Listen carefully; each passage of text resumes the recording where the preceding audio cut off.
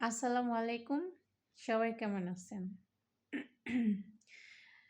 আশা করব সবাই ভালো আছেন।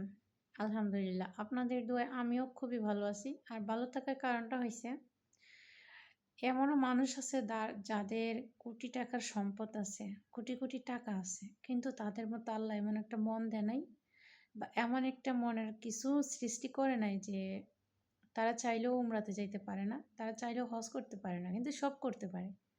তো আমি এলাম একজন অসহায় মানুষ। আমি একজন অসহায় একজন মানুষ। আমি হয়তো আমার ডাকটা আল্লাহ কবুল করছে আমার আল্লাহ, যে আমি নতুন বছরের নতুন মাসে ইনশাআল্লাহ সবাই দোয়া করবেন।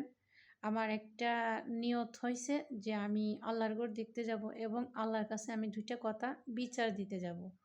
কার জন্য দিতে যাব? আমার স্বামীর জন্য। সে আমাকে ঠকাইছে, আমাকে সে আঘাত করছে। যে আঘাতটা আমি সইতে পারি নাই, আমার ভিতরে খুব কষ্ট হইছে। তো আপনাদের সবার কাছে আমার একটাই চাওয়ার থাকবে, আমি যদি ভুল ত্রুটি করে থাকি ক্ষমার দৃষ্টিতে দেখবেন। ইভেন আমাকে নিয়ে মন্তব্য করবেন না, না করে ভালোভাবে সুন্দরভাবে কমেন্টের মাধ্যমে বলে দিবেন যে আপু তোমার এই জায়গাটা ঠিক হয় নাই, এটা বলা ঠিক হয় নাই। কারণ আমি আর অন্য মেয়েদের মতো পারবো না। মনে করেন যে আমি এটা সেটা করার জন্য আর অন্যের ঘর ভাঙার জন্য। তবে আমি তো গৃহিণী, আমি একটা ওয়াইফ, একটা বাচ্চার মা, একটা ফ্যামিলির বউ। তো আমারও তো অন্তত একটা আমারও অন্তত একটা মনে করেন ইয়ে আছে যেটা আমি ধরে রাখতে পারবো।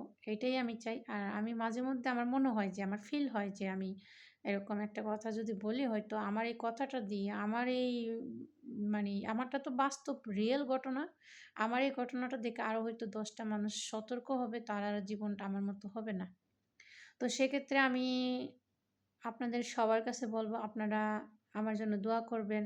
আর সবার জন্য আমি চিন্তা করব এইটুকুই, আমি দোয়া করব আল্লাহর কাছে যে আল্লাহ তারারে সুখে রেখো, ভালো রেখো। নতুন বছরে কাউরে আমার মতো কাঁদাইও না। তো সবাইকে নতুন বছরের শুভেচ্ছা। Happy new year.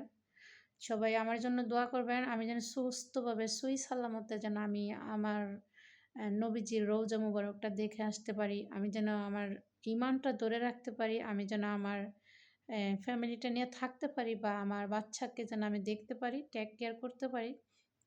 আর সবার কাছে আমি হাত জোড় করে একটা কথা বলবো এবং আমার আল্লাহর কাছেও আমি একটা কথা বলবো যে আল্লাহ আমার স্বামীকে তুমি সুস্থ সবলভাবে নেক হায়াত দান করো, আর তাকে তুমি অসৎ কাজ থেকে সৎ কাজে ফিরে আনো।